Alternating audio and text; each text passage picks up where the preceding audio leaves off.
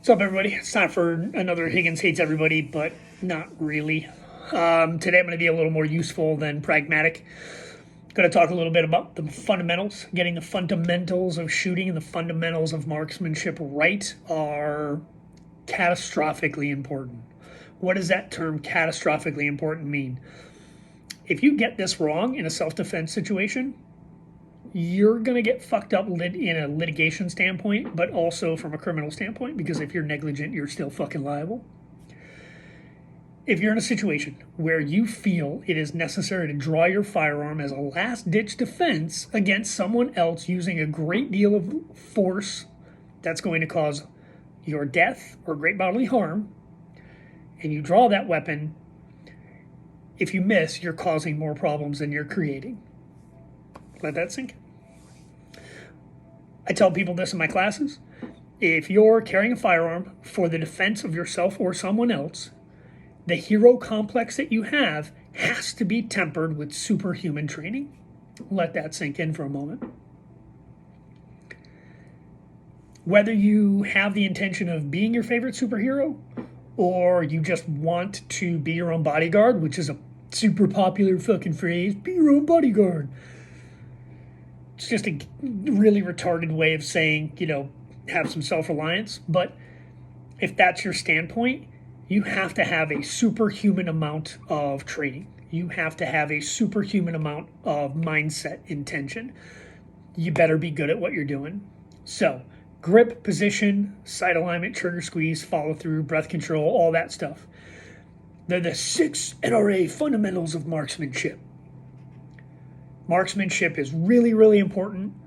It tends to be more reflexive under stress. So it's important to drill these things and be not automatic, not automated, but deliberately forceful with them.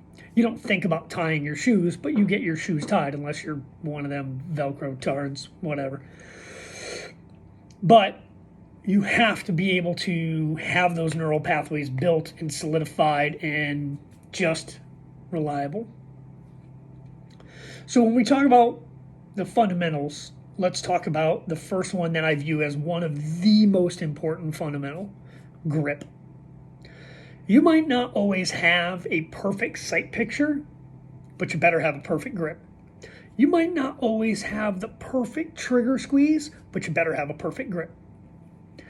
Grip is super, super important. Why? Because it is the retention, it is the control, it is every aspect of breaking that shot. Whether you're using a short draw and you're shooting from a retention or you're shooting from a clinch, or you've had that time to break out and get into your perfect super stance, whatever that may be. Elbows down, elbows out, elbows over, hunched up, turtled up, card up, fucking soul, whatever. Grip is important. When you're building your grip, your hand has to be in the right spot consistently every time you pull the trigger. Every time you draw that gun, you should be focusing on that grip. Before that gun even clears your retention or clears your holster or whatever off-body holding device you're using, your grip better be perfect every effing time.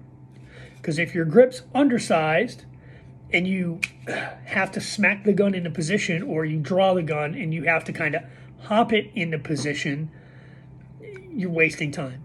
It's much better off to get a good, solid, positive grip on that firearm ahead of time. What does that grip look like? Who gives a fuck? It's more important as to what that grip feels like. The grip should feel extremely confident. The grip should have all the tactile components that you're used to feeling without having to look at the firearm and verify that you have a good grip. You should feel the backstrap of the handgun or the rifle. You should feel that backstrap driving into the web of your hand. You should feel whatever reference point you've got on your firearm when you index your finger. You should feel whatever reference point you've got on that trigger when you're getting your finger inside there to squeeze. You should feel the trigger guard in the same spot on your hand all the time when you get that good grip. If you've got a flared magwell, you should feel that butting up against the pinky in your hand.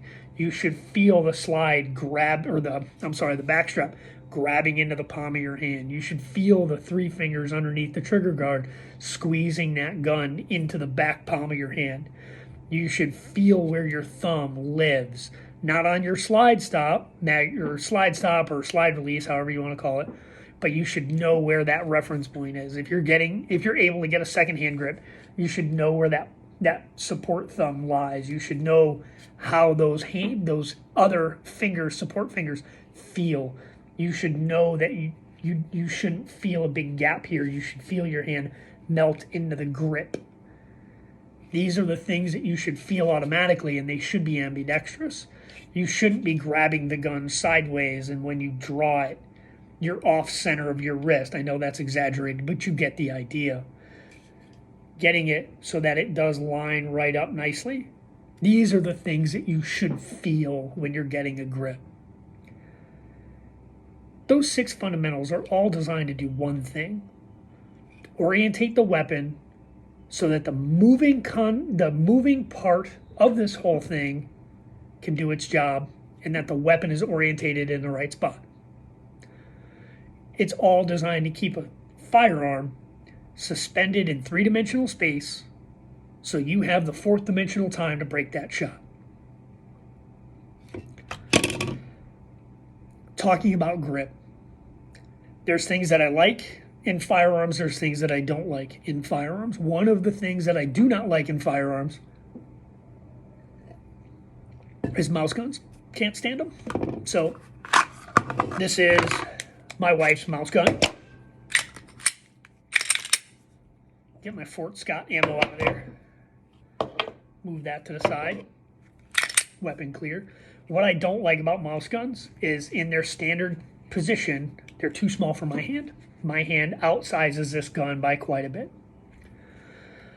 If I don't have a good grip on the gun, I don't feel confident in that shot, in my ability to make it. If I don't feel confident in that shot, in my ability to make it, I shouldn't be squeezing the trigger at all. 0. So to combat that, again, loaded mag, closed slide, calm your tits, it's not going to magically load itself.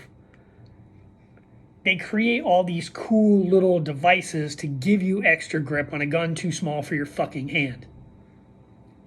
Well, why not just buy a gun that fits your hand to begin with?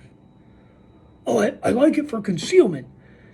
If it doesn't fit your hand and you're adding something to make it fit your hand, you're not adding any concealability to the smaller gun you bought anyway. This is a Glock 43. They remedied a lot of that by making the Glock 48. You know why they made the 48? Because mouse guns suck, and not everybody can hold these stupid things. Personally, I hate them for a multitude of reasons. The most important one is my hand does not fit. I'm compromising my grip to utilize this gun.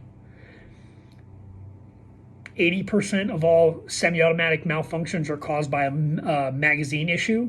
So now I have to compromise my grip further so I can strip and remove a magazine, keep my grip compromised when I'm trying to reseat, rack the new mag in and getting the gun back online. Why would I do that when I can grab a 19 size gun and I don't have those issues? A 19 is like the smallest size I can confidently grab. And even then, not all the time. Like this P80 is actually one of the first 19 frames I've gotten a hold of, and I've been like, that feels pretty damn good. Aside from that, I use 17 style frames. Like this Glock 45 has a 17 frame and a 19 slide. I like that full grip that I got. There's plenty of space for my giant monkey hands to actually fit. Like my hands are effing huge. Like just, I got Marfan's disease or something, I don't know. But when you're selecting that firearm, these are the things you should really be paying attention to. Getting a gun for vanity carry so that, I don't look pregnant when I'm, walking down the beach in my fucking board shorts.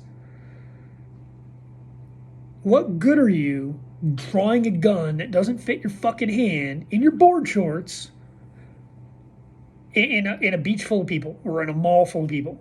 with a gun, you're probably not good at shooting anyway. Oh, I'm really good when I have, like, 20 minutes to take my shot. Big fucking deal. Get a gun you can grab. Get a gun you can hang on to. We'll talk about some of the other fundamentals later on. Position, trigger squeeze, follow through, sight alignment, those things. We'll talk about those a little later on, and we'll get into like different sighting systems and different positions and stuff like that, transitional positions, things like that. But I really wanted to kind of hit this because the mouse gun thing in the compromised grip that you have to like put up with is horseshit. One of the things that I didn't really cover is revolvers, which are excellent self-defense options, not just I got my girl a revolver, because they're simple. Stop. Bring your girl up to a level she needs to be, or stop dating basic bitches. My wife hits like a prison inmate, looks great naked, and can shoot like fucking 95% of all men can. You know why? She dedicated the time to do that. She's not just a pretty face. She's not just a fuck doll. She's not just my fucking cook and laundry mate. She's my partner. And if you're not building your partner or finding yourself a good partner, you're fucking stupid. Okay, that's all I've got time for right now. I have to get the fuck out of here. I got dogs to feed and guns to do and fucking clowns to punch. So have fun.